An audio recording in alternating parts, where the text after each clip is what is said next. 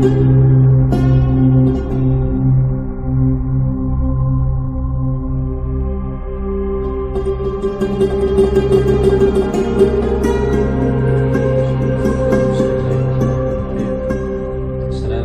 warahmatullahi wabarakatuh. Innalhamdulillah nahmaduhu wa nasta'inuhu wa nastaghfiruh wa na'udzu billahi min shururi anfusina wa min sayyiati a'malina. Man yahdihillahu fala mudilla lahu wa man yudlil fala hadiya lahu. Asyhadu an la ilaha illallah wahdahu la syarika lahu wa asyhadu anna Muhammadan 'abduhu wa rasuluh. Subhanaka la 'ilma lana illa ma 'allamtana innaka antal 'alimul hakim. Rabbi shrah li sadri wa yassir li amri wahlul 'uqdatam min lisani yafqahu qawli. Amma ba'd. Alhamdulillah, syukur pada Allah Subhanahu wa taala. Di pagi Ahad ini kita dipertemukan lagi untuk sama-sama menyambung ataupun meneruskan pengajian kita, yaitu pengajian Fiqhul Manhaji dalam mazhab Imam Syafi'i, di mana 2 kali pertemuan sebelum ini kita telah bahaskan beberapa perkara, yang antaranya tentang air, tentang menyucikan najis, ya. Semua itu melibatkan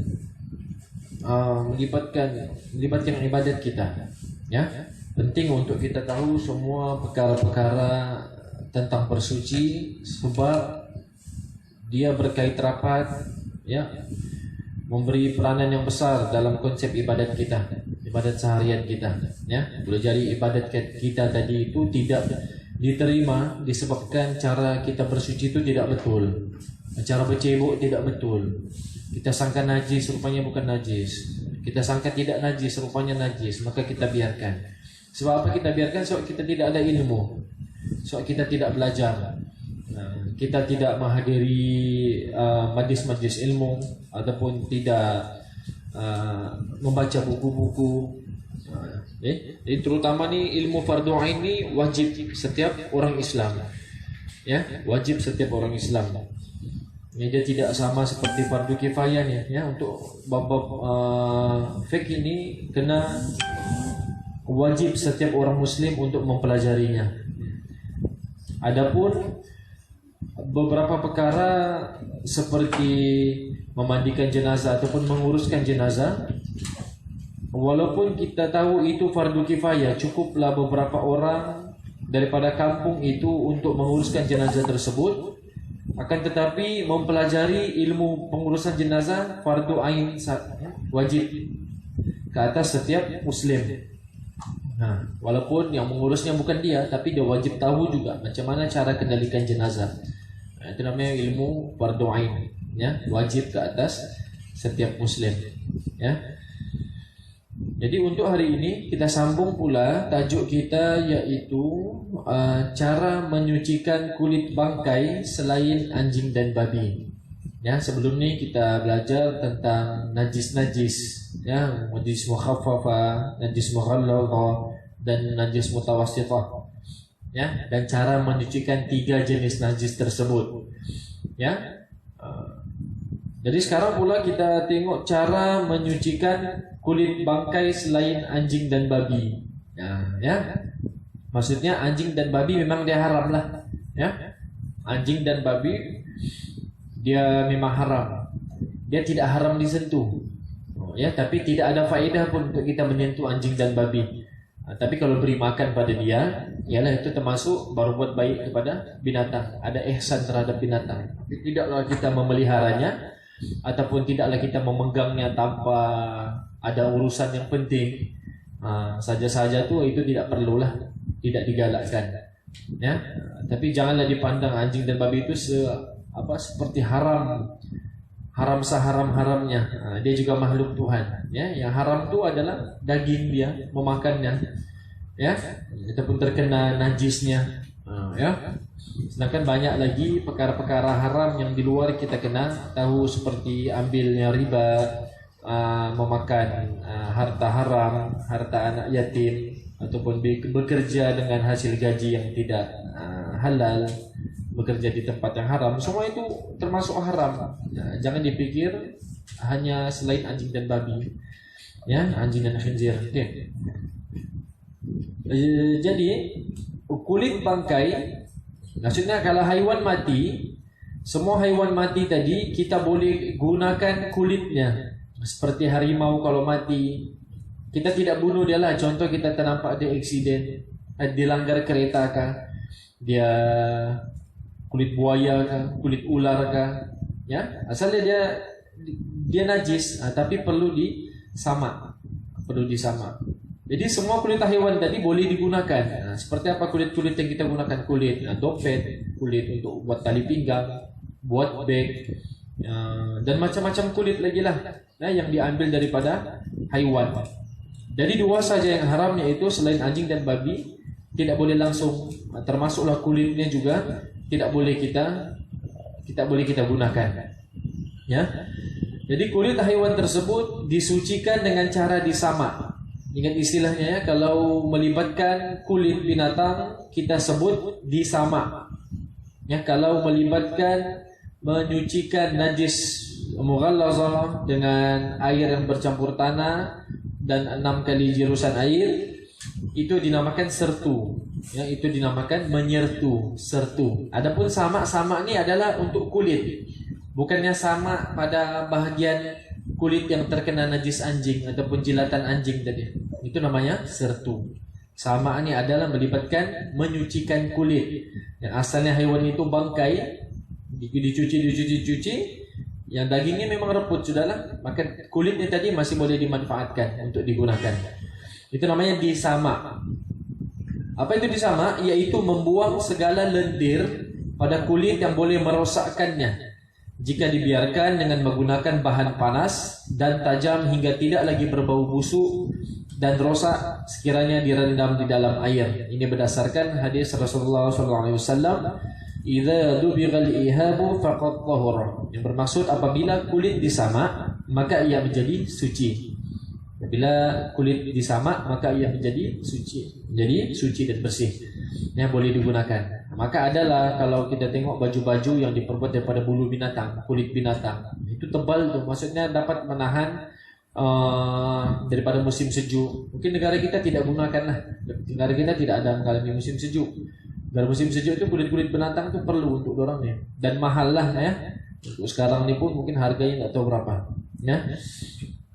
Melainkan kulit itu sudah dicampur-campur adukkan, ya, separuh kulit, separuh kain dicampurkan. Tapi kalau memang betul-betul original kulit, itu memang mahal lah.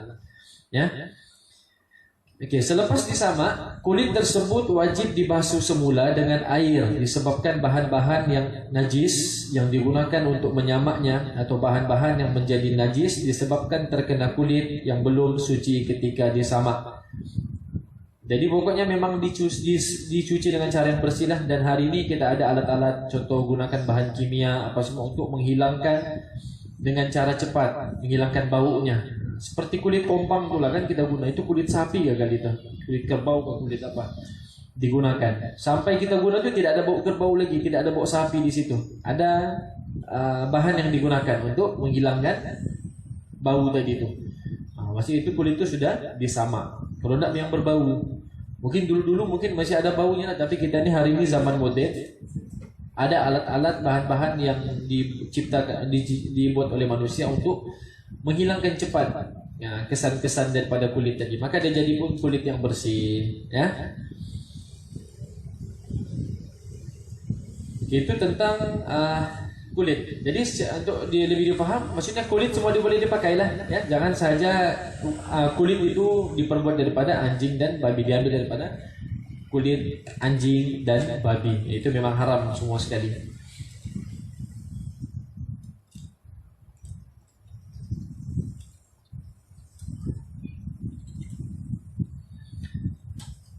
Oke, itu najis ya. Jadi najis yang bangkai tadi asalnya najis, tapi kita boleh ambil kulitnya. Oke, sekarang kita masuk pada sebahagian najis yang dimaafkan. Dia najis tapi boleh dimaafkan dengan kadar-kadar dia itulah. Ya, jadi apa najis yang dimaafkan? Kalau terkena dengan kita, tidak apa-apa. Najis juga tapi dikira tidak apa-apa lah, dimaafkan. Sebab apa dimaafkan? Sebab sukar untuk kita jaga najis tersebut. sukar kita elakkan, ya. Islam ialah agama yang mementingkan kebersihan. Justru Islam mewajibkan kita menghilangkan najis di mana-mana sahaja dan memelihara diri daripadanya. Islam juga telah menetapkan bahawa bersuci daripada najis sama ada pada pakaian, tubuh badan atau tempat sebagai satu daripada syarat sah solat. Namun Islam adalah agama yang mudah dan tidak menyusahkan. Ya, ada perkara yang macam kita sukar mau elak, ada cara Islam untuk memudahkan umatnya. Ya, Islam itu tidak menyukarkan, malahan memudahkan. Nanti kita akan bahaskan contoh-contohnya. Oleh itu, Islam memaafkan sesetengah najis yang susah untuk dihilangkan dan sukar memelihara diri daripadanya. Untuk apa? Bagi memudahkan dan mengelak daripada sebarang kesulitan. Antara najis yang dimaafkan ialah pertama adalah percikan kencing yang sedikit. Percikan kencing yang sedikit yang tidak dapat dilihat sama ada pada pakaian atau badan, sama ada najis tersebut mughalladhah, mukhaffafa ataupun mutawassithah. Ya, bila mana kita kencing ditandas lah kan. Maksudnya apa-apa dalam masa kita kencing itu kita tidak sedar ada beberapa percikan yang kita tidak sedar terkena pada seluar kita. Ya, jadi bila mana terkena sama ada pada pakaiankah atau badankah yang kita tidak sedar, maka dia dimaafkan. Maka najis itu dimaafkan. Bukanlah kalau kencing banyak memang najis lah nampak kan, ini memang percikan yang kita tidak nampak. Apalagi itu kalau dia kencing berdiri. Nah, menembak sana sini tuh, melompat-lompat kencingnya begitu, itu bukan lagi percikan namanya, itu memang memercik-mercik sudah. Itu jelas kelihatan di bajunya, maka harus dibersihkanlah. Tidak boleh pakai sembahyang. Ini yang kita tidak nampak, tidak perasan. Nah, ya, maka itu dimaafkan, ya. Sama ada najis itu mughallazah, dia mukhaffafah atau pun mutawassithah. Contoh terkena serpihan tai anjing di jalan, kita tidak sedar. Ada tai anjing melekat, mungkin kecil siap begitu halus. Ya, itu dimaafkan. Tapi kalau kita sedar adanya najis itu, kita cucilah, cuci pakaian tadi. Ini kalau kita tidak perasan adanya terkena najis tadi. Yaitu najis yang dimaafkan yang pertama. Ya.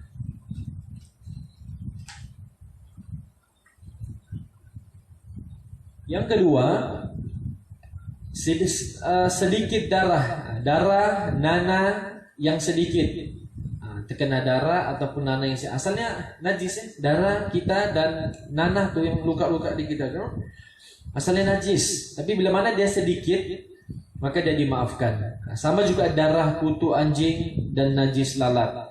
Terkena tek lalat. Tek lalat kena di muka, bernajis di muka tu kan, boleh buat sembahyang kan? Melekat sudah tek lalat di muka. Kira najis gitu, mau dibedah, mau dikorek. Nah, tidak, itu najis yang dimaafkan. Najis sudah bau kan? Cium pipi kawan kamu yang ada ni, tek lalat. Apa baunya? Nah, kan? Tidak ada bau lah. Maka darah-darah begitu, najis begitu dia dimaafkan. Sekiranya bukan perbuatan manusia dan tidak disengajakannya, ya. Sekiranya ia bukan perbuatan manusia dan tidak disengajakannya.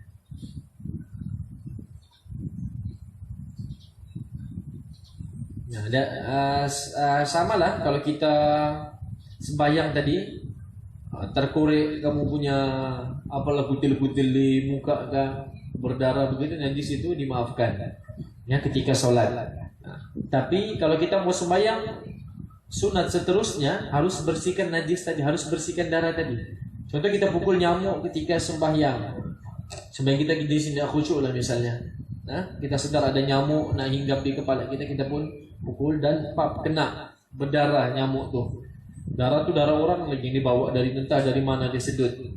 Maka kotorlah baju kita, kotorlah pakaian kita tadi. Kita teruskan sembahyang dan najis itu dimaafkan ketika sembahyang, dan untuk kita sholat seterusnya nanti kita bersihkan dahulu mana darah-darah yang melekat.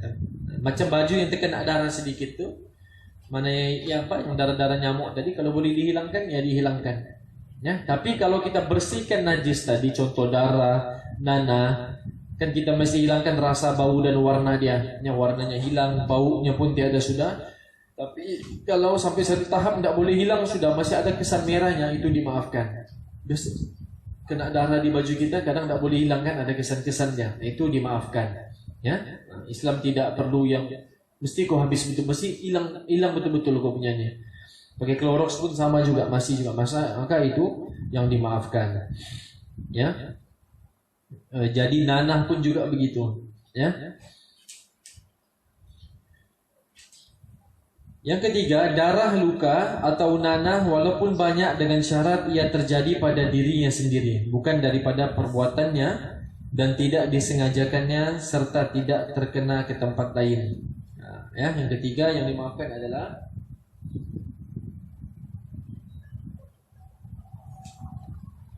darah luka atau nanah walaupun banyak, dengan syarat ia terjadi pada dirinya sendiri. Nah, jadi contoh darah luka, kita luka kan dalam terkena pisau ke apa, ketika itu kita mau sholat juga dan darah itu tidak berhenti mengalir, kita balutlah pakai kain, ya. Jadi dalam sembahyang apa-apa darah kita keluar sedikit daripada kain tadi ataupun nanah tadi, luka tadi, maka itu dimaafkan. Dengan syarat sebelum sembahyang kita balut dulu. Contoh berbisul ke apa kan, kita balut tempat bisul tadi. Kita usaha supaya dia tidak keluar banyak. Yang mana terkeluar dalam sembahyang tadi, maka itu dimaafkan. Ya.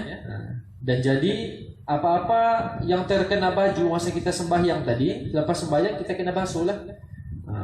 Basuh tidak semestinya basuh kita masuk dalam mesin basuh semua, kita boleh basuh di tempat, cuci di tempat yang terkena nanah ataupun darah tadi itu. Jadi tidak ada alasan orang tu dia eksiden ya, berdarah-darah kepalanya, berdarah apa, dia sudah sembuh, sudah dibalut apa semua, walaupun masih ada darah, dia kena sholat. Tidak ada rukhsah untuk orang yang tidak ada pengecualian tentang sholat. Kecuali dia nazak betul sama mati, ya. Tapi selagi dia masih di hospital, sakit ke, ditahan ke dia, selagi mana dia tidak koma, dia wajib untuk sembahyang. Pergi ke tempatnya. Contoh mak kita, ayah kita, keluarga kita, pergi ke tempatnya, ambilkan wudhu untuk dia. Nah, jangan sampai dia beralasan, aku tidak sholat, ada najis di badanku. Walaupun najis tadi itu, ketika dia ditahan di hospital, yang kita tengok kadang dia tidak boleh kencing, susah untuk berak, maka ditembuk badannya, ditembuk sana sini untuk sambung hos untuk keluarkan kencingnya tadi itu. Dia kencing daripada situ, ambil hos tu dimasukkan di kemaluan kita tu, di ujung kepala zakar tu dicucuk hos. Nah, macam mana sakitnya tu, kencing daripada situ. Dan ada kantung beg di tepi badan dia tu, maka akan kencing. Bila penuh, nurse tadi akan ambil, buang, tak balik. Walaupun begitu, tetap dia wajib dia untuk sembahyang. Walaupun ada kantung beg taiknya tadi ataupun beg kencingnya tadi, wajib untuk sembahyang. Dengan syarat dia harus dibersihkan. Kantung beg tadi tidak ada kesan najis di permukaan luarnya. Macam beg plastik kan, macam botol. Botol tu yang luarannya tu mesti bersih daripada terkena kesan-kesan kencing dari itu. Adapun kencing yang dalam botol tadi itu sudah bertutup, itu tidak mengapa, dia boleh bawa sembahyang bagi orang yang ditahan di hospital tadi, walaupun ada kantung tainya tadi di situ. Ya, jadi tidak ada pengecualian untuk ni. Jadi Islam tu memudahkan. Tak semestinya mesti kau cabut hos di kepala kemaluanmu tu. Mesti kau cabut kau punya bekas tai tadi tu. Mesti kau mandi dulu, mesti begini. Islam sudah memudahkan. Tapi kalau dia rasa berat juga untuk solat, maka itu urusan dengan Allah lah. Dan kita yang sebagai keluarga ni kena bantu dia. Dia sukar untuk wuduk, kita bawa lah besen sedikit, kita wudukkan di badannya. Wuduk mana-mana tempat yang boleh. Nanti kita akan masuk bahas bab wuduk selepas ni, mungkin di pertemuan yang berikutnya. Jadi najis-najis begitu, itu antara yang dimaafkan. Ya. Seterusnya, keempat, najis binatang yang mengenai biji-bijian. Begitu juga najis binatang ternakan yang mengenai susu ketika memerahnya, dengan syarat najis itu tidak banyak sehingga mengubah sifat susu tersebut.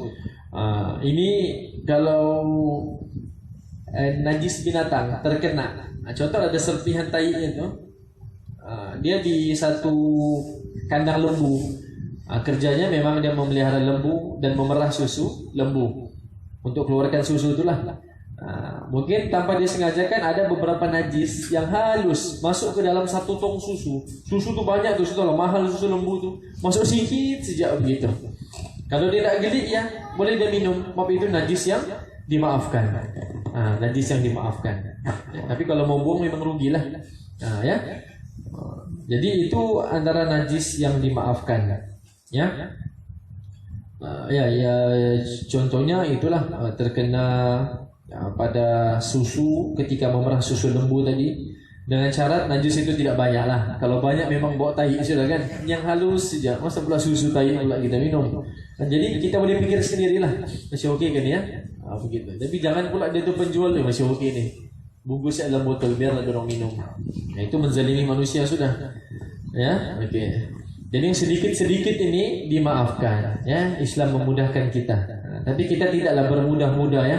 Ini maksud yang sukar betul-betul dielakkan.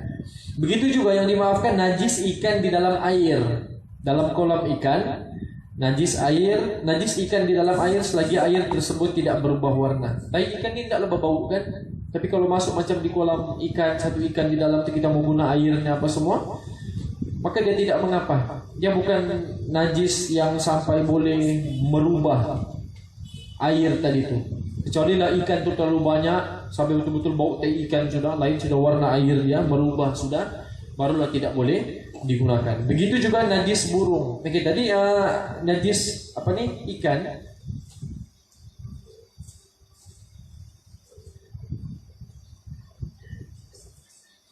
Najis ikan di dalam bekas air, dalam air selagi mana air itu tidak berubah warnanya, tidak berubah rasa bau dan warnanya. Begitu juga tadi tentang kisaran biji-bijian, kisaran biji-bijian yang mana termasuk tai binatang di dalamnya, serpihan sedikit macam padi atau biji-bijian. Biasa di Arab sana itu begitu. Maka itu najis-najis yang dimaafkan, termasuk sedikit di dalamnya. Ya, dia tidak akan rasa tai kalau kita makan. Maka itu dimaafkan. Ya. Seterusnya yang dimaafkan juga adalah najis burung, tai burung. Dia ikut tempat nih. Kalau kawasan kita di Malaysia, di masjid kita paling banyak apa? Tai burung, tai cicak. Dua tu banyak kan? Sukar untuk dielakkan. Macam mana kita mau elak cicak tu supaya nak masuk masjid? Perkara tu tak boleh. Mengelak burung supaya tak terbang di atas masjid, supaya tidak berak sembarangan. Perkara tu tidak boleh dielakkan. Sukar. Maka bila mana ada najis yang terpijak di lantai-lantai masjid tadi, dekat-dekat wuduk dan di mana-mana, tai cicak ke tai burung kan, maka itu dimaafkan. Kalau dia kering lah, kalau masih fresh lagi kau pijak, oh lah apa-apa nih. Itu kau basuh dulu bahkan masih ada bau ini. Kalau kering itu tidak ada bau sudah tu. Ya, kalau masih fresh begitu, itu bukan yang dimaafkan. Dimaafkan ini yang kering gitu. Yang kita pijak pun macam, tai pula. Kau seret-seret di situ, masuk terus kan. Dan itu tengok jenis masjid lah. Kalau masjid kawasan tu ada tempat pot-pot tai burung banyak tu, pandai kita elak lah. Kalaupun tidak dapat dielakkan, maka itu dimaafkan. Jangan yang fresh tu kau buat naik ya, habis kapit masjid tu. Kau seret cuma najis yang baru berak lah. Ya. Kena tengok juga kalau dia memang selalu stay burung-burung situ, jangan kau lipas, boleh jadi fresh tu menghinggap di kepala kita, di baju kita. Pandai dia memberak tu. Itu tidak dimaafkan ya. Itu kita kena cuci lah. Kita kena basuh baju yang kena tai tadi itu ya. Okey. Jadi kalaupun nampak tai tadi terkena di baju kita apa semua, pergilah ke tandas, kita cucilah baju tadi teman. Jadi kau cuci semua, kau bobogel di tandas tu, kau bawa kau baju menjemur lagi tu. Bila kering baju kau ni. Habis dah zuhur sembahyang, baru kau pakai bajumu yang kau jemur tadi. Cuci di mana tempat yang terkena lah. Namanya kita di masjid kan, baju baju kita bawa lagi. Ya. Begitu juga kalau kita terkena najis kencing, kita nampak di seluar kita ataupun di mana-mana kawasan badan kita, kita cuci yang dekat baju yang kena, seluar yang kena tadi tu. Ya, jangan dicuci semua kau bilas. Dah ke tempat wudu, kau bilas sepedamu, kau jemur lagi di pipe tu. Ini orang masjid sepeda siapa ni? Berlubang lagi ya. Kuning-kuning lagi. Okey. Okay, apa lagi yang dimaafkan? Sama aja lah semacam kita menyuci baju kan tak boleh hilang sudah. Contohlah kuning di spender muka atau mana-mana bekas darah haid kepada apa ni pakaian dalam perempuan tidak dapat dihilangkan sehabis-habisnya, maka itu dimaafkan. Sebagaimana tidak ada bau ya sudah, tidak ada sudah dia punya rasa, warna yang kekal itu dimaafkan. Sebab sampai itu saja kita mampu boleh hilangkan. Kalau digosok memang sampai kuat sampai berlubang tu kan? Jadi tidak terlalu, Islam itu tidak menyukai kita sampai tahap begitulah. Oke, jadi itu ya najis binatang tadi. Itu saja ya. Jadi kalau macam ada tai kucing di masjid, tai kambing di masjid, itu bukan perkara yang biasa. Yang biasa binatang di masjid burung dan cicak. Selain daripada itu tai-tai lain, apalagi kalau tai manusia kau jumpa, itu bukan ini. Walaupun sudah kering, bau juga tu. Nah itu tetap itu tidak dimaafkan. Ya, tengok kawasan lah. Jadi sesuai kita bagi contoh, kawasan umum kita adalah cicak dan tai burung. Jadi maksudnya kalau terkena tai burung tadi, yang fresh tadi, kita bilas kita punya kaki atau anggota badan yang kena, tidak perlu wuduk semula. Wuduk tidak batal, cuma dicuci saja najis yang terkena di kaki kita, kita bilaslah kaki kita. Ya, wuduk kita masih kekal. Nanti kita bahaskan apa perkara-perkara yang membatalkan wuduk. Najis-najis itu yang terkena itu tidak wuduk, berdarah kepalamu sedikit, berdarah apa semua begitu. Yang luka tadi terkena, just dicuci, hanya dicuci, tidak perlu wuduk semula. Oke, yang keenam, darah yang mengenai baju penyembelih sekiranya tidak banyak. Kerjanya memang tukang jual daging, selalu sembelih binatang apa semua. Jadi mana-mana darah yang tidak dapat dielakkan, contoh percikan-percikan darah yang terkena di bajunya ketika menyembelih binatang, itu tidak mengapa. Dia sembelih ayam kah, sembelih apa-apa binatang yang boleh dimakan. Ini terkena sedikit di mana di bajunya kah atau apa semua yang tidak banyak, maka itu dimaafkan. Sukar untuk dielakkan. Ya, tapi kalaupun kebetulan bajunya itu sejak lepas dia kerja, terus dia azan dikumandangkan, dia terus mau pergi solat, dia tidak balik rumah lagi ganti baju, tapi baju tadi itu dia boleh gunakan untuk sembahyang. Selagi darah itu tidak banyak. Tapi kalau banyak darah kambing dipikul dia lagi lepas dia sembelih, itu banyaklah darah itu tidak dimaafkan lah. Itu harus dicuci hingga bersih baju tadi itu. Adapun yang titik-titik darah itu tidak mengapa. Sama juga darah yang ada pada daging. Daging, kalau kita beli daging, contoh di pasar mau berapa kilo, mau bagi 2 kilo, dia akan hiris daging itu 2 kilo. Di dalam daging itu masih ada darah. Darah-darah dalam daging itu kalau terkena pun tidak mengapa. Darah dalam daging. Tengoklah kalau mama kita beli daging di pasar, yang dihiris itu masih ada darah dalam daging itu kalau terkena itu tidak mengapa, ya. Tapi kalau mau ganti juga baju yang lagi bersih untuk sholat, itu lagi bagus lah. Misalnya tidak ada baju sudah sehingga sholat di mana-mana, boleh terus pakai baju tadi itu. Sama aja orang kerja kontrak, misalnya dia buat binaan, kebetulan satu siap bajunya hari itu, dia tidak bawa dia punya baju ganti. Selagi mana yang baju tadi kotor, tapi kotornya itu cuma bertanah, kena cat, kena simen, tidak ada najis-najis yang melekat. Dia yakin baju tadi dia boleh bawa sembahyang, itu tidak kotor. Dia mengecat penuh banyak cat-cat, titik cat semua di bajunya, itu tidak dikira najis. Dan kalau dia mau bawa sembahyang dibolehkan, tidak mengapa. Tapi kalau dia mau tukar lagi baguslah, ya. Tapi jangan melihat orang yang pakai pakaian yang bis bekerja tadi, dia sembahyang di bangunan tadi, memang pakai pakaian itu tempat kerjanya, sebagaimana dia tidak ada najis pada badan dia, pada bajunya, maka dia masih boleh digunakan untuk sembahyangnya. Jadi jangan pandang orang, sembarang pula baju dipakai begitu, kotor betul. Mungkin dia tidak sempat tukar. Ya, kalau negara-negara lain itu, saya tengok sendiri, habis dia mengecat penuh cat di baju itu, sembahyang di sebelah kita lagi. Ya oke sih, maksudnya dia tuh orang berilmu, dia tahu sembahyang itu sah walaupun pakai baju begitu. Oke, seterusnya mulut kanak-kanak yang terdapat najis muntah apabila dia menghisap susu ibunya. Ya, bila si anak menyusu susu badan ibunya, kadang dia termuntah, maka mungkin terlalu kenyang, dia akan muntah sedikit. Terkena pada baju kita, maka muntah tadi itu tidak dikira najis. Itu najis yang dimaafkan. Najis yang dimaafkan. Yang mengisap susu ibu, ya, bukan yang kanak-kanak muntah muntah makanan yang dia makan tadi tuh, makan contoh makan coklat, makan apa, ini yang muntah air susu ibunya, dia sendawa tuh kekenyangan sekali keluar sedikit dia punya muntah di mulutnya, itu najis yang dimaafkan. Kalau dia bukan mengisap susu ibunya, makan yang temuntah keropok, temuntah buah-buahan yang dia makan tadi, itu harus dicuci lah baju kita tadi, ya.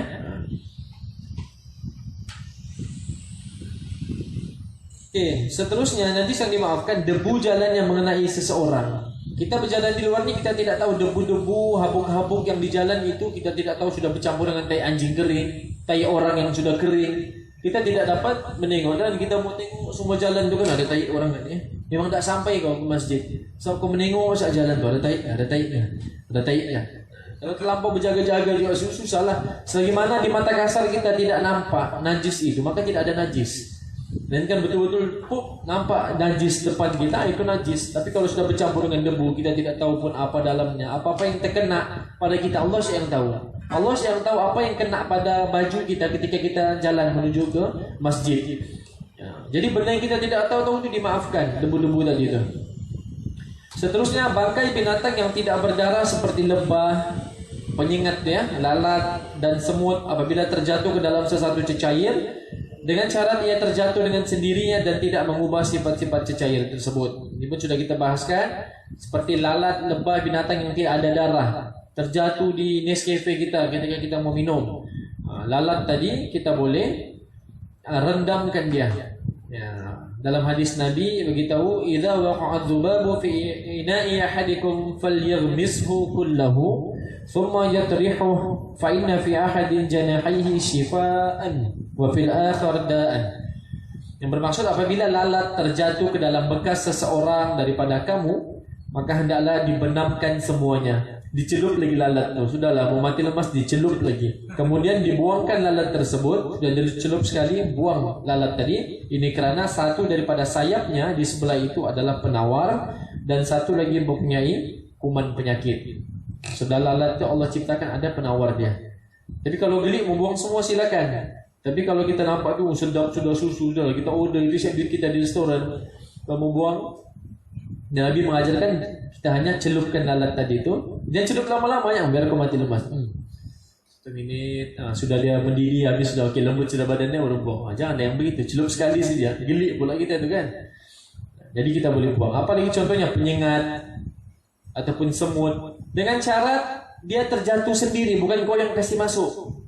Kalau kau kasih masuk lalat sendiri, ambil penyengat masuk di gelas, ambil semut kasih masuk, itu sudah jadi najis.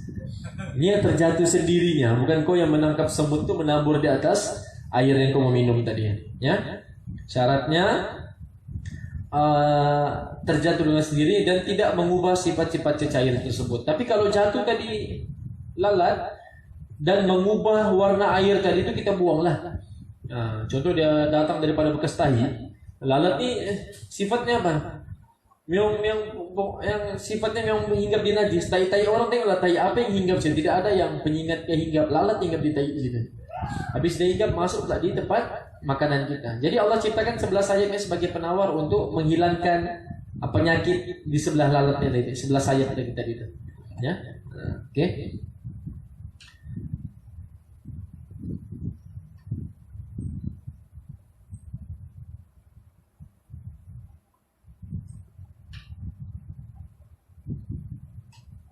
Oke, selesai tentang najis. Jadi kita tahu sudah dari mana kita beribadat, mana najis, mana tidak najis, mana yang dimaafkan, maksudnya dibolehkan, tak apa-apa kalau kena. Tajuk seterusnya kita masuk pula tentang istinja, ataupun dalam bahasa tawannya cebok, bercebok. Semua bab-bab yang pertama nih dalam fiqh ini semua tentang bersuci. Kena tahu pasal air, kena tahu tentang apa najis, apa tidak najis, cara menyucikan najis, dan seterusnya kena tahu cara beristinja. Kita belum masuk bab solat lagi. Kena tahu dahulu kebersihan diri kita. Bersihkah aku ni ya? Bila kita bersih, maka tidak ada was-was kita dalam menunaikan solat. Maka mudah Allah. Sahabat ni bila mana kita solat, alhamdulillah mungkin insyaallah Allah terima ibadat kita. Ya, kita tidak mau jadi ibadat kita tu seperti dalam hadis Nabi tu, Orang 80 tahun sholat tapi tidak diterima sholatnya. Mungkin tidak diterima gara-gara istinjanya tidak betul. Yang khusyuk ya dalam sholat lain cerita lah. Ini maksudnya yang mengakibatkan tidak sahnya sholat tadi. Kemungkinan besar pada istinja dia. Mandi wajib tidak betul. Yang perempuan tadi dia tidak tahu tempo haidnya sudah bersih ke belum. Main mandi wajib siap terus. Rupanya belum kering lagi darah haid tadi, maka terus sholat. Maka itu mengakibatkan sholat kita boleh jadi tidak diterima. Jadi wajibnya setiap orang Islam itu belajar tentang cara bersuci. Walaupun ini kita tengok macam pelajaran kanak-kanak dari 1 dan 2, tapi pembelajaran ini sepanjang hayat. Selagi mana kita hidup, kita kena ulang kaji balik apa yang sudah kita belajar dulu. Supaya apa? Supaya lebih yakin. Oke, aku yakin sudah sholat ini. Aku yakin sudah aku bersih daripada hadas besar. Aku yakin sewuduku. Aku yakin sudah aku punya mandi wajib. Oke, senang saat aku sholat. Nah, begitu. Ini kalau masih ada keraguan, oke kata dia. Jam enggak macam tadi itu. Aku mau tanya Ustaz begini ya. Jadi penting untuk kita belajar ya. Oke, istinja dalam bahasa Arab dia sebut sebagai istinja. Dan adab-adabnya. Ada adab-adab istinja aja ya. Tidak boleh begitu, tidak boleh begini. Semua ini berdasarkan hadis Nabi ataupun perilaku Nabi yang patut kita contohilah. Arti istinja ialah menghilangkan najis atau mengurangkannya, menghilangkan atau mengasih kurang tai tadi itu, ataupun air kencing tadi daripada tempat keluar air kecil ataupun air besar. Perkataan istinja diambil daripada perkataan najwa ataupun najwun yang bermaksud selamat dan terlepas daripada sebarang penyakit. Ya, najis-najis kita ni semua kita keluarkan ni semuanya penyakit ya. Bila mana tidak dilepaskan akan jadi badan kita berpenyakit. Ya, jadi berapa orang yang ditarik nikmatnya sukar untuk kencing, sukar untuk berak, itu nikmat yang besar tuh. Ya, tidak bagus sudah ususnya, tidak boleh mengeluarkan najis, keras tainya, kencingnya ada batu karang, yang kencingnya cuma menitis-nitis saja, tidak keluar deras seperti mana manusia yang normalnya. Itu salah satu nikmat yang Allah tarik pada kita. Ya, jadi semua itu keluar adalah penyakit-penyakit yang Allah keluarkan. Sebab itulah kita masuk tandas, keluar tandas kita baca doa memuji Allah sebab Allah telah keluarkan, hilangkan penyakit dan najis daripada tubuh badan kita. Sebab tidak semua orang boleh menikmati tadi ini. Ya, ada orang yang sukar untuk kencing seperti ditembuk sudah susah dia mau kencing.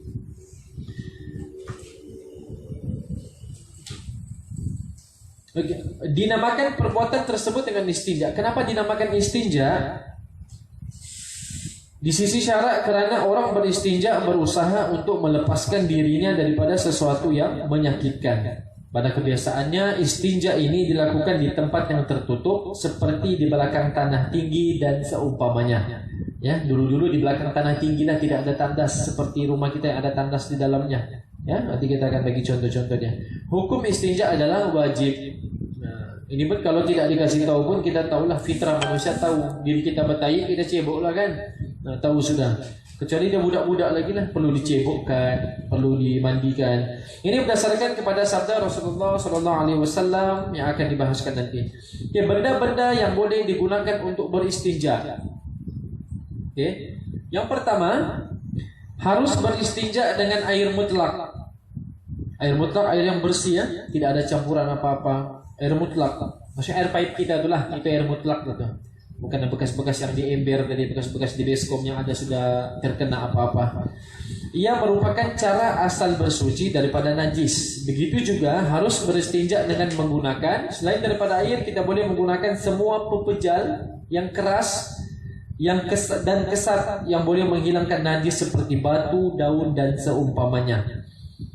Jadi kalau kita istinja hari ini, walaupun ada air, kita pakai kertas saja pun tetap sah kita punya istinja. Cuma gelik lagi kita kan. Tapi hukum asalnya, kalaupun nak mau guna air, guna batu ataupun tisu juga dikira bersih daripada najis tadi. Cuma paling afdalnya adalah, paling utama adalah kita gunakan air. Ataupun kita gunakan kedua-dua sekalinya. Kita guna tisu dahulu, baru kita bilas dengan air. Ataupun gunakan tisu sahaja. Ya. Tisu itu bukan seperti tisu muka ya. Tisu muka itu yang lembut sesuai untuk kulit muka kita, kulit yang lepas makan. Nah, itu tidak mengesat najis yang ada di dubur kita, di punggung kita.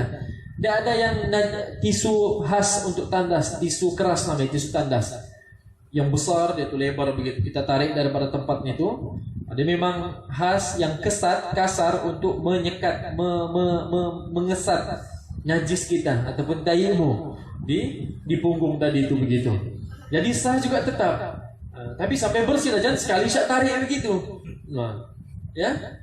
Ditarik guna begitu, maksudnya sampai ke belakang punggungmu begitu. Kita tarik guna lagi tisu lain. Jangan kau tarik berkali-kali tempat yang sama juga. Najis itu begitu seperti macam satu lukisan jadi punggungmu. Kau tarik sana, kau tarik sini. Sebab kau guna kertas yang sama. Kertas tadi bernajis, habis itu kau guna lagi kertas yang sama. Jadi belaratnya kita keluar buat tai, ya.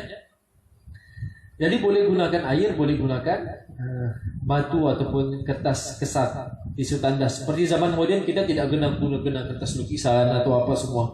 Kita ada sudah kertas tandas. Tapi afdolnya guna air. Tapi satu masa kalau kita pergi ke hotel-hotel tidak ada air kadang-kadang. Hotel-hotel kalau yang terlampau mewah nih dipanggil kita makan-makan di sana bersama menteri. Biasa hotel-hotel 5 bintang nih mewah semuanya. Tandasnya pun kita tidak tahu mana paipnya nih. Rupanya di belakang dekat punggung kita tuh. Kau putar begitu switchnya melompat airnya keluar. Nah, kau salah-salah habis terkena bajumu, pergilah di mana macam di KK itu di 1B ataupun di Imago tuh. Kau buka aja memang. Kalau kau tengok orang di tandas tadi itu dia keluar basah bajunya, salah buka dia tuh. Dia buka, dia menghadap begitu, rupanya macet di bajunya. Jadi basah lah. Jadi maksudnya dia duduk, punggungmu merapat di situ, kau buka pipe tadi itu pipe yang menembak pergi punggungmu tadi itu begitu. Tahu cara-cara orang kafir punya istinja begitu.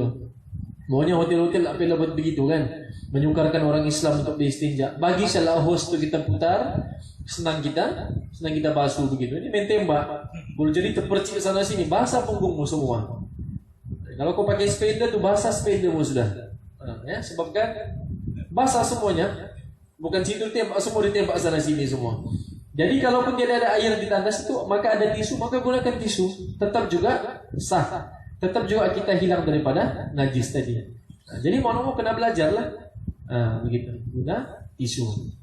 Jadi tidak semestinya guna air. Air itu afdol, tapi ditukar kepada guna tisu, maka dibolehkan. Oke, cara istinja yang afdal ialah beristinja dengan batu dan seumpamanya terlebih dahulu, kemudian menggunakan air. Ini adalah kerana batu terlebih dahulu menghilangkan ain najis, dan air yang digunakan selepasnya pula akan menghilangkan kesan-kesannya tanpa bercampur dengan ain najis tersebut. Ada bagusnya guna tisu dulu. Contoh teh keras ataupun teh yang masih ada di lubang dubur kita. Kalau tidak mau mengotorkan tangan betul, kalau tidak mau tangan kita terlalu bau, kita boleh kesat dahulu guna tisu. Hilang sudah dia di lubang punggung tadi.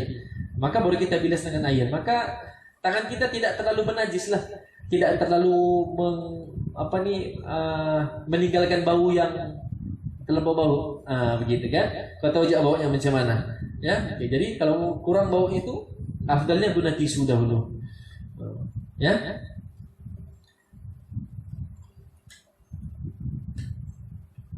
Yang tidak boleh, okey, terusnya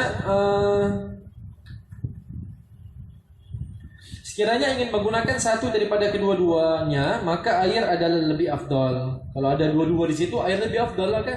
Kalau ada kedua-duanya, air lebih afdal. Kerana ia sahaja boleh menghilangkan ain najis dan kesan-kesannya, berbanding dengan menggunakan benda-benda yang lain. Sekiranya menggunakan batu sahaja dan seumpamanya, maka disyaratkan benda yang digunakan itu kering. Nah, jangan tisu itu sudah basah, tisu itu kering. Batu itu hendaklah digunakan sebelum najis yang keluar daripada kumbul dan dubur itu menjadi kering atau tidak mengalir keluar daripada kawasan punggung atau kepala zakar dan tempat keluar kencing orang perempuan. Begitu juga ia tidak terkena tempat lain selain tempat yang terkena najis ketika ia keluar. Jadi najis kalau kita mau guna tisu kering itu kan tisu tandas ataupun guna batu untuk bersihkan. Batu ni batu yang betul-betul batu itulah. Ada permukaannya kita boleh gosok. Memang pedis lah sekali luka tu kali. Tapi dulu-dulu ada begitu. Rasulullah dia gunakan batu. walaupun ada air aja di situ, ya. Jadi harusnya guna tisu tadi, najis kita di punggung itu masih basah. Jangan najis tadi sudah lama kau berpikir situ kering sudah taimu. Kering sudah tai di permukaan punggung tadi, keras sudah tainya tadi. Tidak boleh diguna tisu. Macam mana kau kesat kalau tai itu keras? Nah, macam lecak kan? Macam lumpur terkena di badan kita lepas main. Balik rumah baru kita mandi. Keras kan lumpur itu sudah. Jangan tai itu keras seperti itu baru kau guna tisu. Biar dia masih cair lagi di punggung tadi, ngam untuk kita kesat dengan tisu. Jangan biar dia kering. Boleh dibayangkan macam nampak boleh dia kering lama-lama di tandas tu. Mungkin terlalu lama dia di tandas. Main handphone kah? Ataupun memikir ilhamnya kah apakah? Sampai kering tainya. Lepas tu mati pula air. Hanya tisu saja. Kalau mau tisu kering sudah tainya di punggung tadi. Macam mana tu? Mau diseret dia tak dapat. Kering sudah tai itu melekat di kulit. Tak boleh kan kita mau macam kita lumpur yang keras. Kita mau kopek lu kan begitu. Tapi kalau mau kopek lu najis bagi tangan baru kan. Nah, lain cerita lama di tandas mana sudah anakku di dalam, ya. Oke. Itu syaratnya kena kering. Maksudnya apa yang di punggung kita tuh masih basah. Najis itu masih basah. Dan bahan yang digunakan batu dan kertas itu mestilah kering. Sehubungan dengan itu disyaratkan sekurang-kurangnya sapuan adalah yang kita menyapu itu dengan 3 biji batu atau benda-benda lain yang boleh digunakan untuk beristinja. Sekiranya masih belum bersih, tambahlah bilangannya dan sunat dengan bilangan yang ganjil seperti 5, 7 dan seterusnya. Asasnya kita buat 3 dulu. Apa? Macam 3 bucu, kita seret dia, pegang sebelah lagi, seret lagi, kita letak batu tuh. Dan kau lempar tandas sebelah. Kenapa begitu kan? Ya, dan batu apa di sebelah ni kan? Macam berita apa ni? Yang orang kaya di Indonesia yang batu meteor jatuh dari angkasa jadi kaya raya dia. Ini batu asteroid juga ni, batu meteor. Dijual ni di kedai. Gila lah pula kan? Kan batu meteor ni bos begini lain macam ya. Jadi disimpan di situlah. Ya. Tapi di tandas kita ini, yang ini kita anggap bukan di tandas kita pakai batu ya. Ini maksudnya di tempat-tempat yang zaman-zaman dulu lah, yang di padang pasir apa semua. Maksudnya yang batu itu boleh disimpan di mana-mana.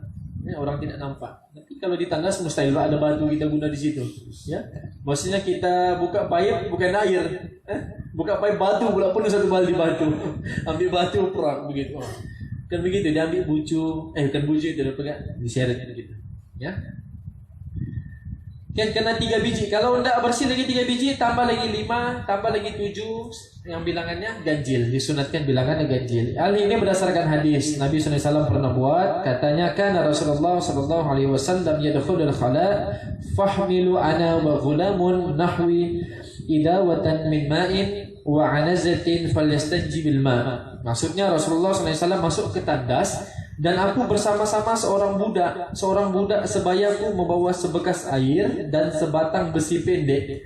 Lalu baginda Rasulullah SAW beristinja dengan air itu. Ya. Hadis seterusnya, atan Nabi sallallahu alaihi wasallam al-ghaidha fa amarani an atiyahu bi thalathati ahjar. Satu ketika Nabi sallallahu alaihi wasallam pergi ke lurah untuk buang air. Dulu Nabi tidak masuk ke tandas apa semuanya. Dorang mana-mana tempat-tempat yang tertutup pandangan manusia, dorang boleh buang air di situ. Nah, ya. Kemudian baginda menyuruh aku membawa 3 biji batu kepadanya. Nah, Rasulullah suruh bawa 3 biji batu. Nah, ini daripada Anas bin Malik tidak silap. Anas bin Malik membantu Rasulullah. Dia pergi ke tandas. Anas Malik bawa batu untuk Nabi. Nabi kasih aku 3 batu. Jadi hadis seterusnya pula. Sambungannya ini hadis berikutnya adalah idza dhahaba ahadukum ila al-ghaiti falyadhhab ma'ahu bi thalathati ahjarin yastatibu bihinna fa innaha tujzi'u anhu. Yang bermaksud apabila seorang daripada kamu pergi ke lurah untuk buang air, bawalah 3 biji batu bersama-sama untuk beristinja dan itu adalah memadai. Mungkin keadaan ini kalau kita bermusafir jauh, naik kereta, mati air di tengah jalan, mati kereta di tengah habis minyak, tidak jumpa apa-apa sumber air, maka di sini perlu kita guna batu sudah. Batu. Contoh kita kencing, masuk kita kencing, tu kita punya kepala zakar, tu itulah kau seret guna batu begitu. Nah, tapi janganlah kau seret betul begitu, nah, darah. Ya, pandai-pandailah. Ya. Ya, jadi najis itu dia batu tadi menghilangkan kesan air kencing tadi. Ya. Kita bercebok, kalau kita kencing yang kita bersihkan kepala zakar kan? Bukan yang kita bersihkan semua sekali batang zakar. Kita bersihkan biji satu kali enggak. Ya, kita hanya bersihkan di ujung-ujung itu saja tempat keluar air kencing. Dia jangan tak batu menggosok semuanya. Sampai merah pula itu. Itu satu bali pas kau mau batu 1 lori pun tak cukup begitu ya. Mandi batu kau gitu. Gosok di mana tempat keluarnya. Jangan di batang zakar ataupun di mana-mana kaitan yang namanya zakar. Ya, merah tu bos, pedis tu begitu ya. Okey. Ini ada satu masanya kita gunakan juga nih kalau memang betul-betul tidak ada air sudah. Tapi selagi ada air, afdal guna air lah ya.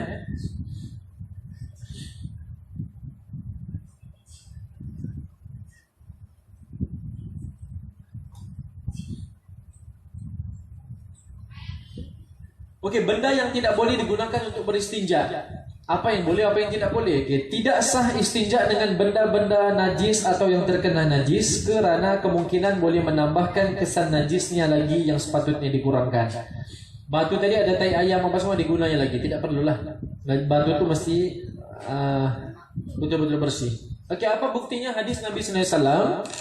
Atan Nabi sallallahu alaihi wasallam al-ghaid fa amarani an atiyahu bi thalathatin ahjar fa wajadtu hajrayn wastamattu thalitha falam ajidhu fa akhadtu rawthatan fa ataytuhu biha fa akhadha al-hajrayn wa alqa ar-rawthata wa qala hadha riksun. Nabi SAW pergi ke lurah untuk buang air tadi tu ya. Dia pergi ke buang air. Baginda menyuruh aku dan silap saya Anas membawa 3 biji batu kepada Nabi. Aku hanya memperolehi 2 biji batu. Aku jumpa 2 biji siap masa itu. Dan mencari yang ketiga tetapi tidak jumpa. Kemudian aku mengambil tai binatang. Jambi tai unta. Tai binatang yang keras dan membawanya kepada Nabi. Dan sahabat tu mungkin tengok, oh boleh ni keras ni. Dia bagi Nabi dah supaya jadi 3 biji. 2 biji batu sama 1 tai unta. Unta binatang apa?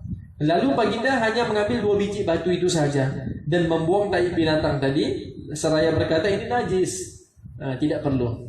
Jadi walaupun najis tadi ditengok keras boleh menghilangkan kesan najis tadi, tetap juga tidak boleh digunakan sebab dia najis.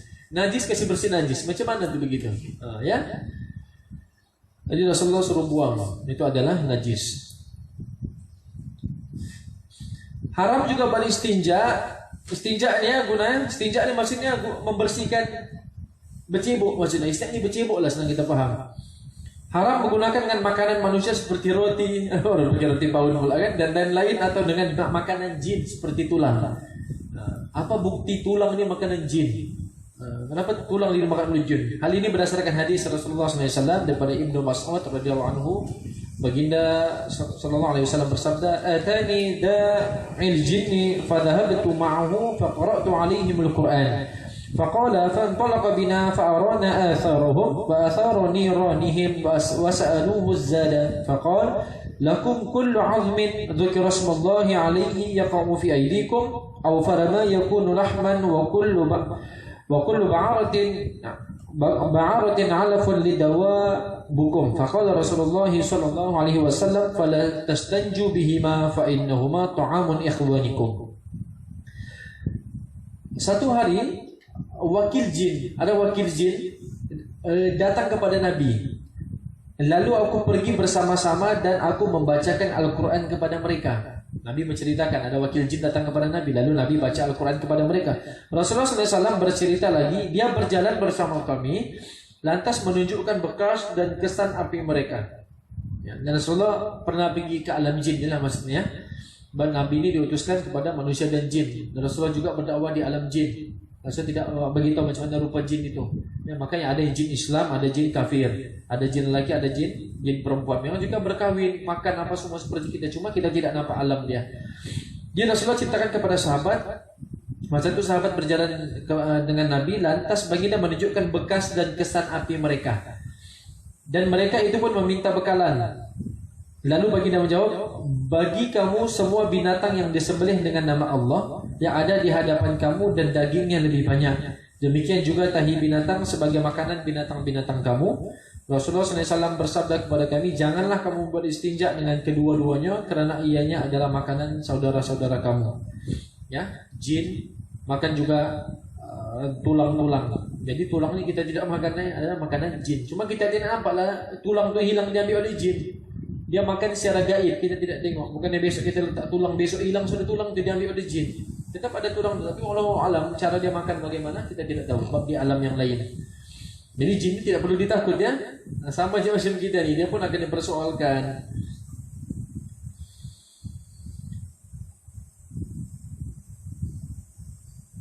Okey, dikiaskan makanan jin kepada disamakan makanan jin kepada makanan manusia ada lebih utama, diharamkan beristinja. Sedangkan makanan jin sahaja kita tidak boleh pakai untuk beristinja. Tulang-tulang tadi tu terjumpa kita seret di punggung kita tulang-tulang anjing tak boleh. Dan jumpa batu tulang anjing siapa balik tulang ikan. Lagilah berdarah macam kau bertatuk pula sebegitu. Pedis pula tu. Jadi apatah lagi makanan manusia. Ini mungkin yang tidak tahu lah ya. Makanan pun dipakai beristinja itu diharamkan ya. Kerana sesuatu itu dihormati, contohnya anggota binatang seperti tangan dan kaki yang belum terpisah daripada badannya. Begitu juga anggota manusia lebih utama diharamkan kerana perbuatan tersebut bertentangan tentang kemuliaannya. Harus digunakan untuk beristinja bahagian anggota binatang yang terpisah daripada badannya seperti bulu binatang yang dagingnya halal dimakan dan kulit bangkai yang telah disamak. Jadi boleh digunakan beristinja adalah kulit bangkai yang telah disamak. Kulit binatang. Contoh kau sudah berak tadi ada kompang, kau masih koyak kulit kompang itu pakai bercebok. Dengan kompang itu mahal. Tapi tetap juga istinja mu itu terangkat bersih sebab kau gunakan kulit yang sudah disamak. Cuma tak tahu lah apa kejadian kompang itu sudah. Ya, kau ambil kulitnya. Okey, kalau sempat kita sambung adab buang air dan beristinja. Ini paling penting nih. Adab buang air dan beristinja.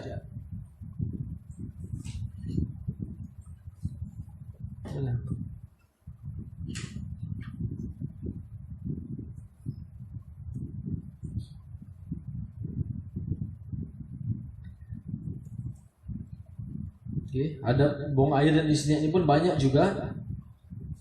Rasanya tidak sempat kita habiskan dekat pukul 9 sudah. Ya. Okey, itu saja untuk hari ini. Kita belajar tadi tentang istinja.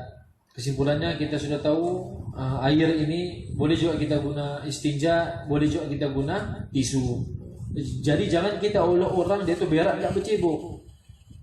Contoh hari kita olok sesuatu kaum bangsanya begitu, memang ini jenis berak tak bercebok ni pakai tisu dia. Sah dia punya tu hukum dalam Islam je tu. Dia guna tisu tu pun tetap juga dikira tu najis tu bersih daripada badannya.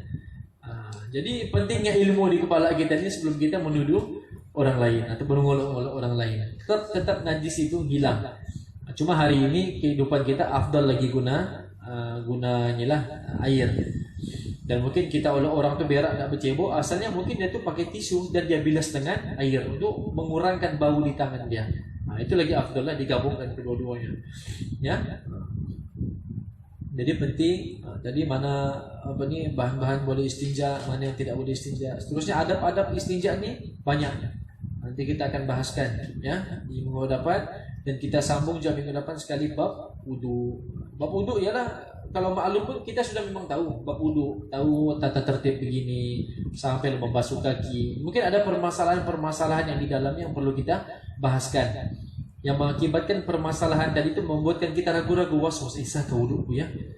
Ada tadi begini melekat baik, ada begini, okey ke wudu ya. Itu makanya perlu kita belajar fiqh. Itu namanya fiqh. Fiqh ini adalah kefahaman. Untuk apa kita belajar? Untuk senang kita beribadat, supaya kita lebih yakin dan mudah diterima ibadat kita di sisi Allah Subhanahu wa taala. Jadi demikian saja untuk hari ini. Di depan kita masuk adab istinja. Istilah bahasa tahu adab cebok lah. Adab cebok. Ya, ada adabnya juga yang diajarkan oleh Nabi. Walaupun kita tahu hari ini alhamdulillah semua tahu bercebok apa semua. Bukan diajar kita ni bercebok guna begini apa semua. Kita kasih tahu lagi berdasarkan hadis-hadis Nabi dan adab-adab yang perlu kita ikut. Dan seterusnya bab wudu. Demikian saja untuk hari ini. Mudah-mudahan ilmu yang dikongsikan bermanfaat untuk kita, untuk diri kita semua. Demikian saja, kita tutup dengan tasbih al-kafarah. Subhanakallahumma wa bihamdika asyhadu an la ilaha illa anta astaghfiruka wa atubu ilaik. Assalamualaikum warahmatullahi wabarakatuh.